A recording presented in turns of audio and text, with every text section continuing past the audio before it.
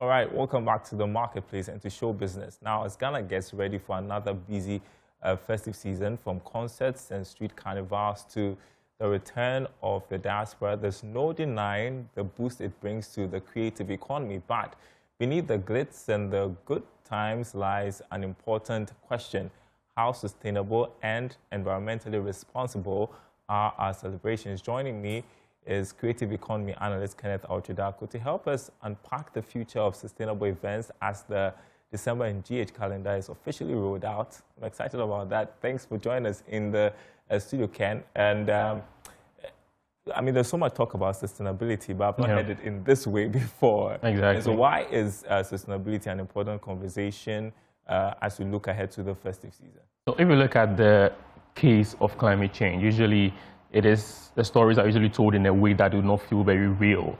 But funny enough, the implications of climate change are right before us.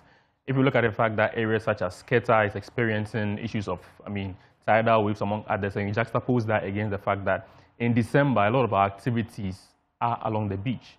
And so if you imagine that some of these effects are having real-time implications on these natural resources that event organizers patronize in order to make some money out of it, you kind of like appreciate where the line is. And so that's why it's important that as we approach December, it's important that we have this conversation around this time, because people are actually planning, event planners are putting in place measures to ensure that they have successful businesses going forward. And so it's better that we, educate them around this period so that they inculcate some of those measures going forward as well. The perception out there is that going green is expensive. And so how does this make business sense for event organizers?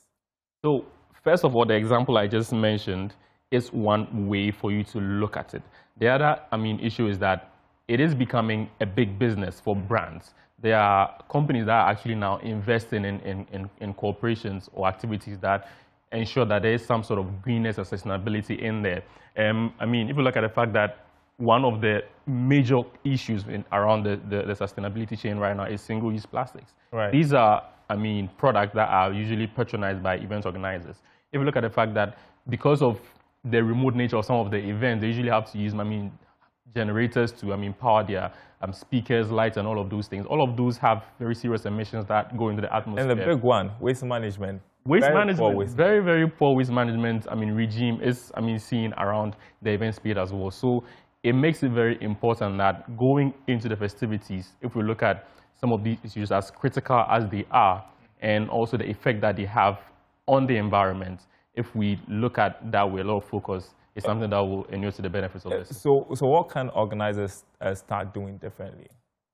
There are a myriad of things that organizers can start doing when it comes to, the sustainability space. If you look at the fact that brand partnerships are, a very big business case, like we mentioned, and the fact that the audience, are growing and they are getting very much aware of some of these things. And so once they see that maybe the event that they're patronizing is also having sustainability at the heart of their activities, it makes them very motivated to even participate, even beyond, the willingness to go and enjoy themselves. They feel like it's their way of contributing to reducing emissions and ensuring that the climate is cooler than it is now. What role can the government, industry associations play in this? Should they be playing a role at all in this? They have to play a role.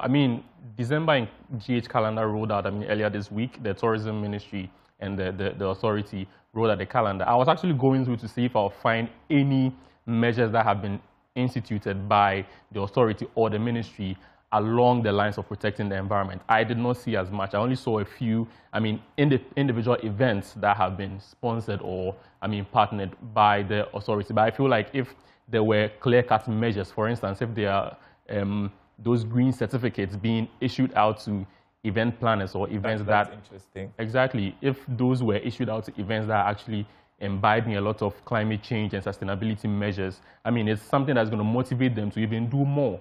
And they can even go a step further by ensuring that they are giving some of these organizations tax breaks, depending on how much your efforts in sustainability are, as long as your event is concerned. If it goes very far, it's something that will also encourage more people into also renewable energy. That's also another issue. Instead of using the diesel-powered, generators, among others, if they look at the fact that renewable is the way to go as well, it's something that will also promote the environment as well. So there's a lot of things, but I mean, we can't really finish it up right now. I know your other life, apart from this, is championing climate action. So yeah, as we gear up exactly. for December, what's your hope for Ghana's creative scene as we delve into conversations such as sustainability?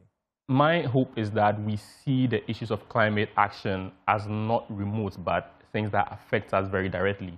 And so in as much as we plan towards the December and, I mean, the fun and pop and pageantry that's about to, I mean, unravel as we know every year, we also keep in mind that the issues of eco-consciousness are something that will actually go on to, I mean, affect the goodness of the world in general. It's not just about us, not about the past generation, but I mean, the generation that's coming up as well. We need to leave a more sustainable environment for them to thrive in. Yeah, I mean, as we think about having fun during this festive season, you also have to think about the future Exactly. as well. Exactly. Thank you so much, Ken Oshida, for our creative economy analyst. Always appreciate you being here. Thanks for having me. To talk to us about developments in the show business scene that relates to business. More news.